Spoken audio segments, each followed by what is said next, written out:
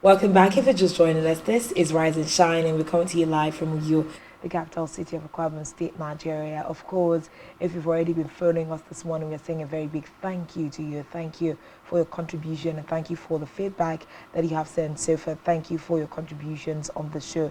Of course, biggest conversation this very Thursday morning is the ministerial portfolios that have been handed down by the presidency to 45 of its screened and confirmed ministerial designates. And of course, this is, part of what we're still going to be looking at this morning. Are we having round pegs in round holes, and are they going to be able to adjudicate their functions as expected by Nigerians? It was yesterday that the special advisor to the president on media and publicity, Ngele, brought this notice to Nigerians, of course, sharing it with the media. We're going to be looking at some of those names and some of their portfolios as delivered, and we're going to be sharing our concerns, asking our questions. Biggest question right now is the fact that the media, part of a responsibility is to set the agenda for some of these offices. But as Nigerians, what are your expectations of some of these portfolios as delivered? Feel free to make use of our social media handles, our phone lines also, to send in your questions and your contribution and your thoughts as regards this ministerial list. We have our guest joining us this morning, of course, to have this conversation on set this morning. As Paulino Zunta, who himself is a journalist and public affairs analyst. Good morning, Zunta. Good morning, Thanks nice. Thanks for having me. Yes. Who I'd like to ask on the overall, what were your immediate emotions or reactions to the release of the portfolios? We know that screening and confirmation had been done to these designates without a specific ministry in mind. But when the list was released with the portfolios, what were your exact thoughts? Well, we had long expected the names to be, the portfolios actually, to be made public, but and the expectation to some extent began to have a downward trajectory, and after a long session of expectation. But however, I think it was long expected, and it has come. Nerves have, freight nerves have been calmed, and they are welcome on board. So to say they should be welcome on board, they should set the ball rolling and let Nigerians see what they have in stock for us. Okay, to a very large extent, there are some Nigerians who think that they are disappointed with the names, and the portfolios as attached to some names. Do you share the same sentiment and opinion with some of the names out of the 45 people that have been given this portfolio so far? Well, I wouldn't really love to share or to criticize that emotion. It's emotional. Everything to do with politics must revolve around emotion. Politics has a lot to do with feelings. So it's there is no way ministerial appointments and portfolios would not be criticized in modern Nigeria. It is not possible to have a list that would be completely subscribed to or completely accepted without criticism, constructive or destructive, whatever. Criticism must trail ministerial appointments and, of course, swearing in or whatever, portfolio sharing. But I would rather suggest we should. They've been chosen already. They've been given portfolios. It's not possible. Of course, we know, we come from a climate where public opinion does not really matter. Sadly, we come from that climate where public opinions don't necessarily matter in governance. So it is not very useful at this point in time to throw tantrums, to make unnecessary comments and criticism about who is where is where, whatever. So I think we should rather allow them. Let's see what they have in stock for Nigeria. That's all, in my opinion. Okay, so let's look at some of the names that have been thrown up and causing stares. Let's start with Nyesom Wike, former governor of Rivers State. He has been given the minister of the FCT, and in some quarters it was expected that a different person, Zephaniah Jasilo, was going to come up as the minister of FCT. But as of now, we see that Nyesom Wike has been given that portfolio. Do you think that he would be able to man that office very effectively? One thing that he said with regards to that portfolio is that looking at the characteristics and the character of the person, Bola Tinubu as president, it's more like he put Wike there and not putting other expected names, so that members, citizens of the FCT do not begin to have some kind of ownership mentality. Having someone come all the way from another place to be the minister of the FCT, what are your thoughts with Wike in that position? I think it's Wike is well, let me say relatively controversial. That name in the past 1 year has been relatively controversial, not negatively in my opinion. I think it's positively controversial. And Wike happens to be, you see, we see him as someone who is vocal and active, controversial, vocal, active, and sometimes somehow brave, politically brave. So I think Mr. President he must have known that character in Wike, and I think as well that he knows why he is there. Like we have already put it, the ownership mentality in most cases deterred development, deterred social progress.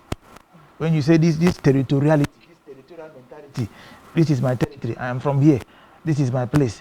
All of us are Nigerians, and the federal, not that, I am not saying there are no indigenes, no what we call the aborigines of that part of Nigeria, but since it became a federal capital territory, it has already become a home for all Nigerians. Abuja is a home for all of us, not minding wherever state you come from. So I think it's, in my opinion, I think it's better. Okay. It's better to have Wike there. To have Wike, such a vocal and active and controversial, to some extent, positively controversial person in such a place. I think it's the right step in it's a bold step in the right direction. For instance, the FCT is pretty structured as a society of its own, it's pretty structured. They go around certain things the way, they should. I remember the time that El Rufai was the minister of the FCT. He put, certain things in place, and it's so literally the FCT runs on a system. Like you said, Wike is someone that shakes up systems. That's where the controversy comes in. Yes, he's someone who shakes up. Yeah. Pretty much, the FCT is organized to an extent. Having Wike there as the minister of the FCT, what are the expectations of that kind of person manning the system? You see, when you say expectation is a function of antecedent. Antecedents, your records, your past, of course, your democratic credentials, because when I say credentials, it's not the physical paper credentials, democratic and leadership credentials. Wike has a record of activism. He has a record of, firmness. You don't think that activism would unsettle, the FCT? That activism, if put in the right perspective, I think it would stabilize and put the FCT in the right perspective, how it should be, what should be. For one, Wike would not, as someone who is not necessarily from that part of Nigeria, he would not have soft spots for a particular village, tribe, a particular compound or whatever. He is coming from a different tribe. His work there is to oversee the workings, the physical and governmental workings of the federal capital territory. Okay. So I think he would be there for one mission, one vision and a mission to do his work and go.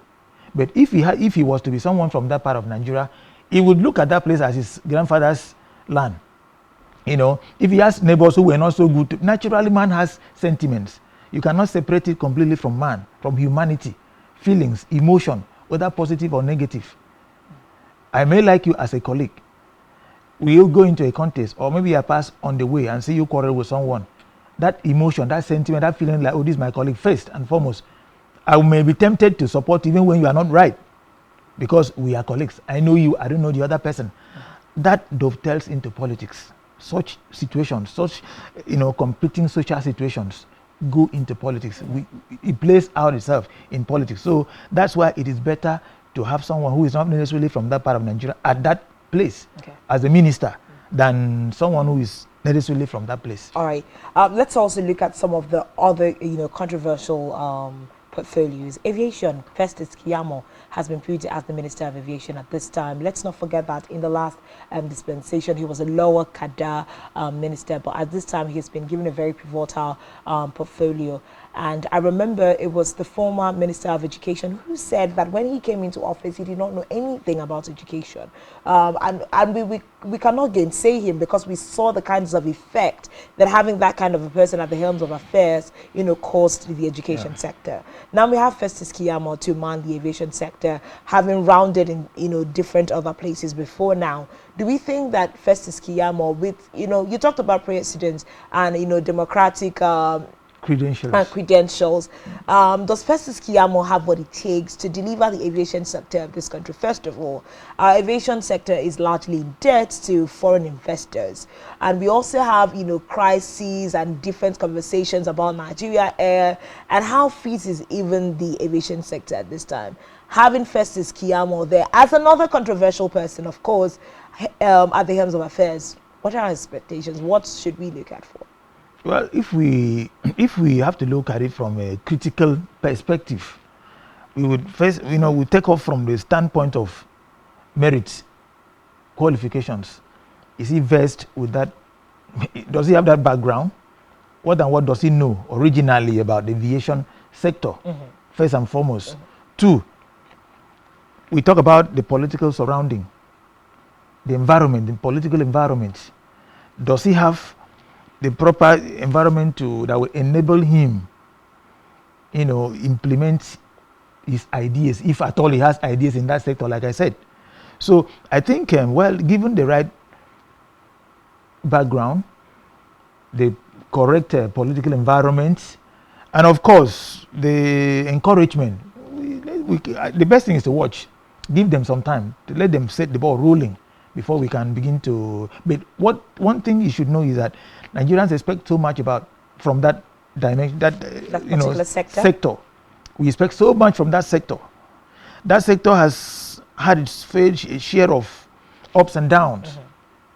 So anybody coming into that sector, particularly in this administration, which is seen as an interventionist. Some people look at this administration as an interventionist structure to rescue Nigeria from crisis, security crisis, economic crisis, political crisis, and all of that. So anybody who comes in, who is lucky or who is mandated to serve in this administration should know that everything was almost down. That he is coming in to raise a broken structure. So Keyamo should see himself as a lucky servant who is called to rescue the aviation sector. I don't know his original background and fitness in that sector. With regards to aviation. Yeah, the aviation sector. But I think if he's given the proper, the background, he has the proper political surrounding, I think he would do. Some of the things we've also seen with regards to this are, new mergers and incentives with regards to what some of these ministries are called and what the new expectations and responsibilities are. For instance, the aviation sector is no longer just the aviation sector, it's referred to as aviation and aerospace development. So it also means that going beyond just manning how aviation works are done, we expect that going forward, some aerospace developmental strides should be made by the Minister of Aviation at this time. We also see Ministry of Health also has been added, social welfare has been added. So we are looking at not just, looking into health related issues, looking at the budget for health. We're also looking at how they balance out social welfare. So this becomes an addition to the portfolios of these new people. It also means that in somewhere former ministers would not have had a precedence to lay down to them. They are expected to develop, structures and strategies to make this successful. Do you think that these new additions to these ministries will, pave the way for this whole renewed hope agenda under the Tinubu-led administration? Well, some of them are really, some of these mergers and some of these additions, addendums or whatever we may attempt to call it, to me, some of them are simply matter of semantics. I will call it it's a personal opinion. Looking at the semantic components between aviation and the aerospace development. What does it? It's the same thing. Aviation is about the aerospace, and the aerospace is about aviation. So aviation could be a technical name given to that sector, And aerospace is like a broad spectrum of that wall, let me call it a wall of its own. So I think in that sector, it's almost the same thing. There is no, I don't see any visible addition. But in the area of Health and social yeah, welfare. that one has something to, there is something, there is an addition. Because social welfare transcends health, physical health. When you talk about social welfare, we are talking about the social component of health. A social aspect, social component, which is added to health is simply scientific aspect of, state of well-being. Yeah, scientific in a way. But when you say social welfare, it has some sociological background. So I think there is work to be done in that. With the deficit that we see in the health sector, brain drain, infrastructural decay, and every other thing, do you think that this addition is going to, bring us away out of this Maguire? I don't think so. The brain drain in the health sector is simply insensitivity. My opinion, insensitivity of the government. Okay. In that area. So whether they add one whatever or not to that sector, it would not. What would deliver us from that, the crisis that is rocking that department, that sector, is simply sensitivity of the government to that sector. 2, that moral compass that should guide practitioners in that sector. You realize, if you go to public hospitals, you realize that most of our medical health practitioners don't seem to properly imbibe that culture of life-saving. That culture of service is not there. You go to the hospital, you find out people don't have money to pay for cards. They'll be left there till you bring your money, and in some cases people die. And those are the social welfare ends of the health. Okay. Yeah, attitudinal in a way. So I think the best way to revive the deplorable condition of our health sector is 1, sensitivity of the government. 2, the moral compass should be reactivated in the lives and character of medical practitioners. Many nurses are so rude to patients. They see themselves as those that save you from dying. That doctor-patient relationship. If not for me, you will die. So you have to see me as a lot. Madam, lie down there and wait for me. All of these are this puts us in, it casts a dark shadow to the days of the past. So I think the decay in the health sector is more of insensitivity of the government, lack of moral compass, and ethical and attitudinal development of the practitioner before we talk about the social welfare. Social welfare is something that can be addressed in a twinkle of an eye. It can just be added, it can be paid. There's no serious crisis in that segment. Where we notice and experience crisis is in the proper health sector. That's my opinion. Okay, so let's just to wrap this up this morning, because of course we're out of time, but we will continue to expatiate on this ministerial list and portfolios. The most controversial position as of now is the fact that the President of the Federal Republic is also the Minister of Petroleum. And the petroleum sector has given us the worst hit problem since May 29 at his inauguration. Having Tinubu head that particular ministry, is this spelling doomsday, or we're going to be making progress in that particular sector? Well, you see, there is nothing that is very difficult to do when there is a political will, when the spirit of service is there. It is not fine, it's controversial, it's not supposed to be. It's not supposed to be so, looking at it critically. But you see, I was in a government press corps sometime, and my boss was we always know him for one slogan. You say, I want to hear how you got it, I want results. Nigerians don't believe in who is there. Critical Nigerians don't believe in, is the president correct, supposed to be there, who is there? What Nigerians want to hear is the results. What is the difference between the past and the present? That sector has experienced a lot of ups and downs. Let me say it raw, has failed Nigerians. That sector has failed Nigerians woefully. So what Nigerians expect to see is a different thing, a change, an attitudinal change, visible change, not who occupies the excuses, stories, and all of that. What Nigerians expect from Tinubu, from President Tinubu, is change.